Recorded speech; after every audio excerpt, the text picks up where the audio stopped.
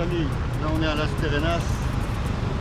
Ce petit spot là en fait, on a beaucoup de personnes qui viennent faire leurs petites photos souvenirs, etc. avec ce petit muret. Donc voilà, là on est à Las Terrenas et ça continue comme ça sur plusieurs kilomètres. Il y a une petite plage sympa en fond aussi. On va regarder un peu la tranche de vie, les scooters, etc.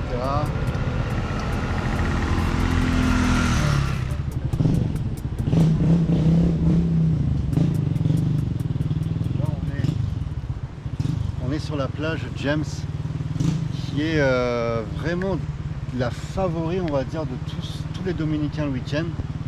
Ils viennent ici, c'est rempli de véhicules, alors chacun sort sa sono, tu vois. C'est un truc qui est vraiment typique chez les Dominicains. Chacun met sa sonnette à la musique à fond, ils font des petits barbecues, etc. C'est loin d'être la plage la plus belle, mais je pense que c'est parce qu'il y a justement tous ces arbres, ces mangroves, etc. Là, tu as une rivière juste en face, on passera à côté, je te montrerai. En fait, les Dominicains vont à la plage et beaucoup se lavent dans cette rivière qui est juste en face. Là, tu as Las Terrenas, la plage de Las Terrenas qui va démarrer. Et là, il y a une plage, on voit ensuite là-bas, qui est une plage magnifique et très peu de personnes vont. Donc ici, jour férié, week-end, dès qu'il y a un peu de temps, tout le monde vient sur les plages. Il y a quelques années, c'était voilà, les locaux de la région de Samana, etc. qui venaient. Maintenant, tu as beaucoup, depuis le Covid, toutes les personnes de Saint-Domingue qui ont découvert Las Terrenas. Donc maintenant, en plus d'avoir cette clientèle et cette communauté d'étrangers, tu as aussi la communauté locale qui vient consommer. J'ai parlé avec quelques commerçants ici qui ont fait plus de business en période de Covid qu'ils en faisaient les années précédentes. Tu vois, tout ça parce qu'il y a tous les week-ends, etc. beaucoup de Dominicains qui viennent sur Las Terrenas et tu as plusieurs plages et on va faire après le long pour rejoindre la ville. Il y a un peu d'herbe, etc. Je te montrerai un endroit où les gens font les anniversaires, etc. Donc là ça va être très calme, mais c'est pareil, tout ce qui est week-end et puis en soirée, fin de semaine, tu as beaucoup de monde et ils viennent faire des petits barbecues. C'est vraiment très agréable le lifestyle ici.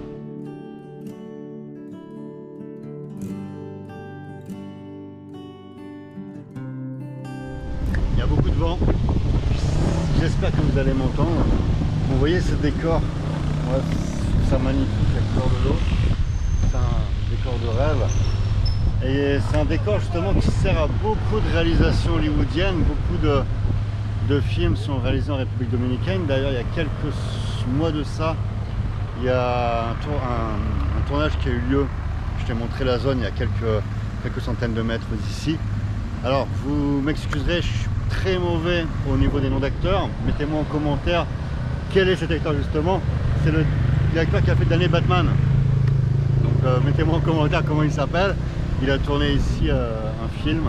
Après il y a la série aussi Survivor.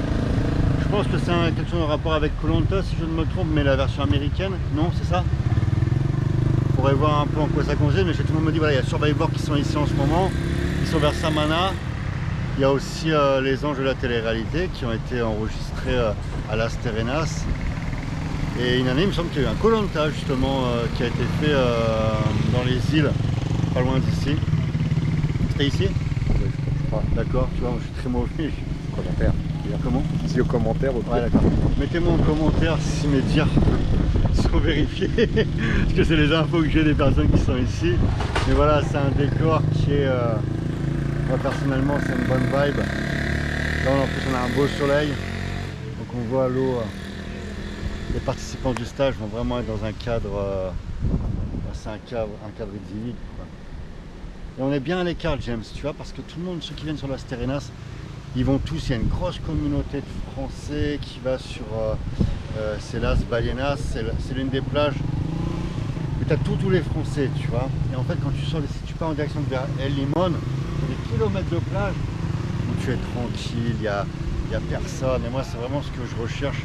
Je voyage pas pour me retrouver en fait avec la communauté de Français, tu vois. J'ai envie d'être un peu dans la vie dominicaine. T'as vu où est-ce que je suis, où est-ce qu'on habite en ce moment? on est au cœur de la vie dominicaine. Il n'y a pas d'étrangers, tu vois. Et puis, tu es vraiment... il y a un point, je sais pas comment on peut appeler ça, mais quand je voyage et que je me retrouve avec des Français, j'entends parler français, j'arrive pas à être déconnecté comme quand je suis en Chine, en Turquie ou autre, peu importe les pays que je visite. Même si je comprends un peu l'espagnol, j'ai pas tendance à faire attention à ce qu'il y a autour de moi. Donc je suis vraiment, tu vois, complètement dans ma bulle, déconnecté. Et ça me fait vraiment plaisir. On avance? Let's go. C'est un truc, ça, je sais pas comment expliquer.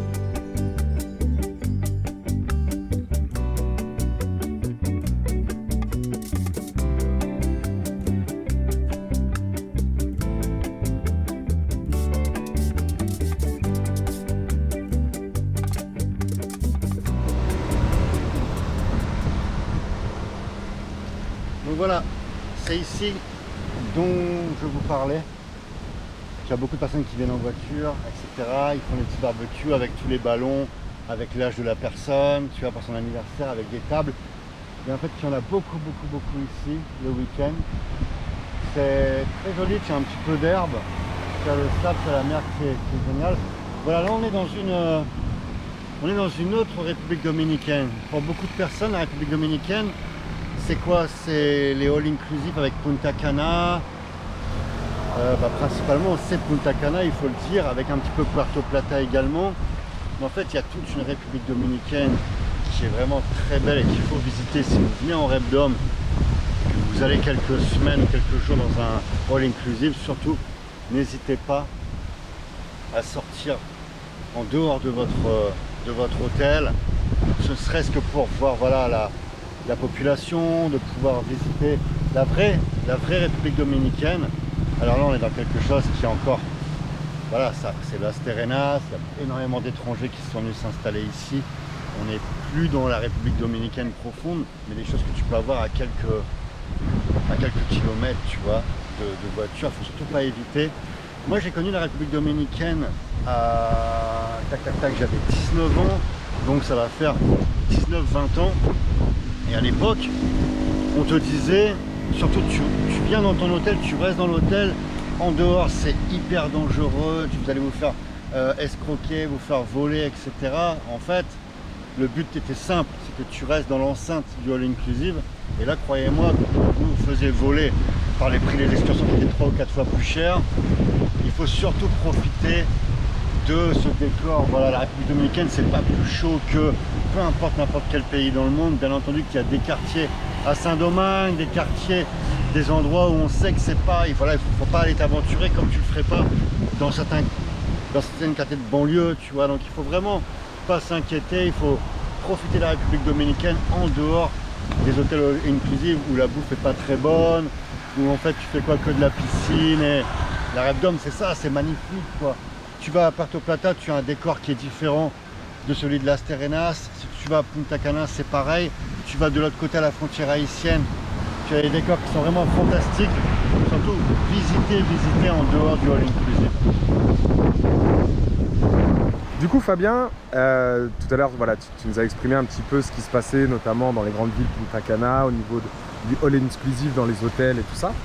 Pourquoi, selon toi, c'est important de sortir aussi de ce cadre-là, d'aller à la rencontre des autres, notamment le peuple dominicain, pardon. Qu'est-ce qui est important derrière tout ça pour toi? En fait, James, moi je trouve cool le fait d'aller au contact de la population. Alors, je te dis pas de devenir ami, etc. Mais simplement, tu vois, c'est les affinités que tu crées avec les gens. Le simple fait d'aller dans un restaurant avec des locaux, où c'est des locaux, dans les commerces tenus par des locaux. Tu vois, tu prends ton café par exemple le matin dans des petits au coin. En fait, il faut comprendre un petit peu. Je ferai une vidéo là-dessus. Tu as des habitations où le matin ils sortent la cafetière et la personne vend son petit café. Donc tu vois, tu discutes, tu échanges. Tu as ce contact avec cette tranche de vie en fait. Et pour moi, ça c'est une richesse. Venir en République dominicaine et rester dans la all inclusive, ça c'est la clientèle Club Med. Tu vois ce que je veux dire?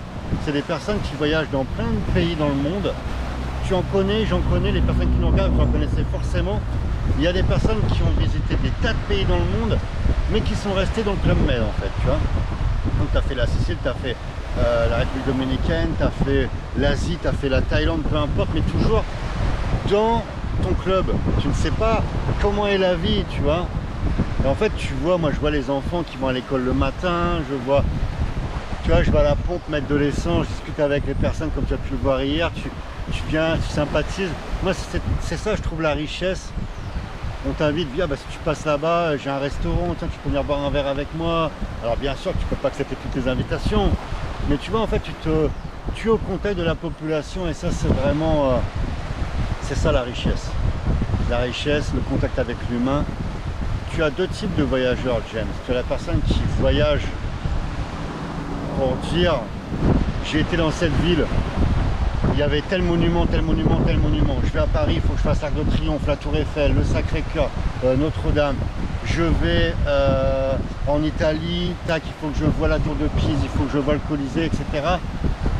Mais en fait, il y a une autre manière aussi de voyager, c'est tout simplement de t'immiscer, de comprendre la vie, le pays dans lequel tu voyages, d'aller au contact des gens. Un monument, c'est un monument, les amis. Tu vois, il sera toujours là, etc. Il ne va pas changer ta vision du monde. Par contre, être en contact avec les habitants, avec, j'allais dire les autochtones, être en contact de la population, tu vois, ça c'est quelque chose qui est une véritable richesse. Tu vois des manières de penser différentes, des visions de la vie différentes, parce que tu vois, le français il est comme ça, il faut vivre comme ça, on nous a inculqué ça, et en fait tu te rends compte qu'il y a des milliers de personnes qui vivent avec une vision différente de la vie, tu vois. Et ça, c'est vraiment la plus grande des richesses. Donc c'est vraiment, si vous allez en République Dominicaine, cassez ce délire d'insécurité, cassez ce délire de rester dans votre prison, en fait. J'ai rendu visite à un ami qui était au Club Med. J'arrive au Club Med pour payer mon pass pour la journée.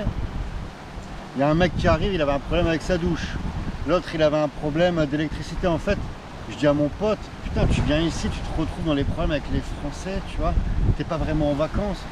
En fait, t'es à l'étranger, mais encore une fois qu'avec des Français. Et je vous parlais tout à l'heure du fait qu'on se fait entuber quand on reste dans ces hôtels-là. L'heure de kitesurfing était à plus de 150 $, quoi, pour quelque chose que tu vas ici. Je pense que l'heure, 50 $, c'est très bien payé. Tu peux l'avoir même moins que ça. En fait, on te dit, vous êtes en sécurité chez nous, n'allez pas à l'extérieur, vous pouvez vous faire arnaquer, c'est dangereux, etc. On joue sur, encore une fois, la peur. Les personnes restent à l'intérieur. Et par contre, là, vous faites vraiment... là, vous faites vraiment arnaquer, quand on va vous vendre des trucs 10 fois plus cher que ce que vous pouvez avoir en dehors des hôtels. Donc, moi, perso, faut profiter. Regardez, on voit une tranche de vie, regarde le scooter. Les gens qui voyagent en scooter, etc. Du coup, Fabien, là, on va où? Là, on va chez Marco. Tu vois, le Marco, c'est la petite boutique de cigares qu'il y a ici. Ouais. En face, tu as la boulangerie française. Il y a tout ce qui est croissant, etc. C'est pas la meilleure, c'est loin d'être la meilleure de la Serenas, mais tu peux manger, voilà, des petits trucs français, quoi. Oui.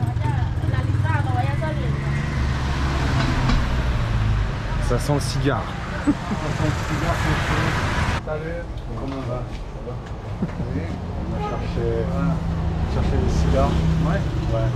Ok. Là, tu as tout ce qui est... tu as tous les cigares, il y en a là-bas aussi. Ça, c'est la boîte que j'ai commandé, une boîte comme ça, tu vois. Tu vois, complète. Ça, je te ferai goûter justement. Parce que moi, je trouve parmi les meilleurs cigares bien devant de nombreux Dominicains. Encore une fois, tu vois, c'est tous les mecs qui connaissent rien, qui veulent faire le bling bling. Tu vois, c'est comme dans le vin, comme dans plein de choses, les mecs connaissent absolument rien. C'est comme dans les montres. Tu vois, ils mettent tous des Rolex, tu vois, alors qu'il y a largement mieux. C'est des trucs de bof, en fait, les Rolex, tu vois. Il y a largement mieux. Et dans les cigares, les mecs, c'est quoi? Cohiba, mais en fait, t'as largement mieux. Et ça, c'est quelque chose qui est bien meilleur que de nombreux cigares cubains, tu vois. Et d'ailleurs, en termes de prix, parce que ça, souvent, alors, en termes de prix, t'es quand même dans quelque chose qui vaut quelque chose, parce qu'il y a quand même, c'est un très beau produit dominicain. Ouais. Mais c'est pas justifié. En fait, il y a plein de défauts sur les cigares, il faut le dire, dominicains, les cigares cubains. Et tu n'as pas ces défauts-là dans la production dominicaine. Il y a beaucoup d'entreprises cubaines qui se sont délocalisées ici par rapport à l'embargo avec les États-Unis, tu vois. Et en fait, le Cohiba, qui est quand même le cigare, justement, comme la Rolex, c'est vendu en masse. Et ils n'ont pas le temps de faire un vrai suivi. Hier à l'aéroport, tu vois, par exemple, j'ai voulu acheter une boîte de Quai d'Orsay, tu vois le cigare que j'ai fumé à la sortie de l'aéroport. J'ai demandé où est voir la boîte, il y avait des trous dans les cigares, il y avait 3 cigares qui n'étaient pas fumables. Une boîte de Cohiba, parfois, dans la boîte, tu peux avoir 3-4 cigares, c'est des déchets, quoi, que tu n'auras jamais avec des cigares dominicains. Tu vois. Là, on va ouvrir une boîte de Pérez Carrillo. C'est les cigares que je t'ai montré tout à l'heure dans la boutique. Ok. Hop. Alors on voit qu'il y a dominicain, tu vois. Hop. On est sur quelque chose de vraiment qualitatif. Alors que je dise pas de bêtises. Hop, voilà.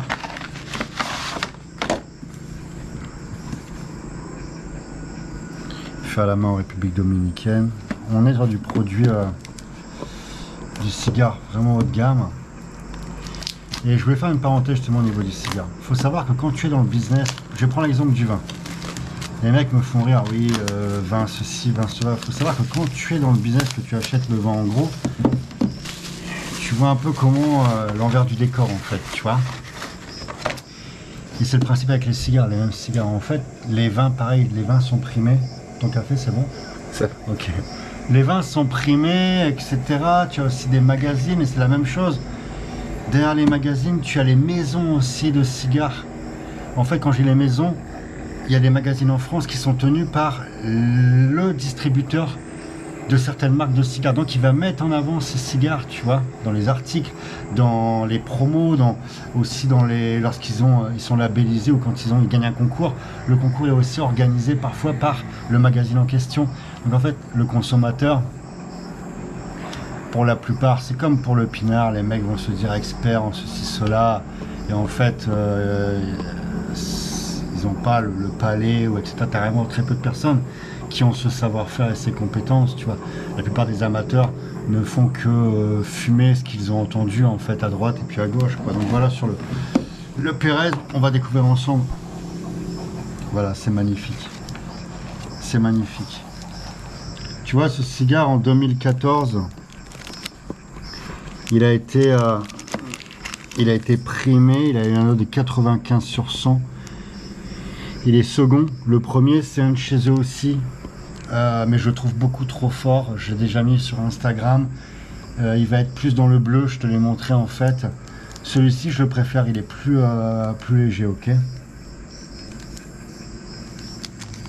On est sur quelque chose de... On va en fumer un, James. Et on est sur quelque chose de... Je l'ai déjà mis dans des vidéos, celui-ci est vraiment magnifique.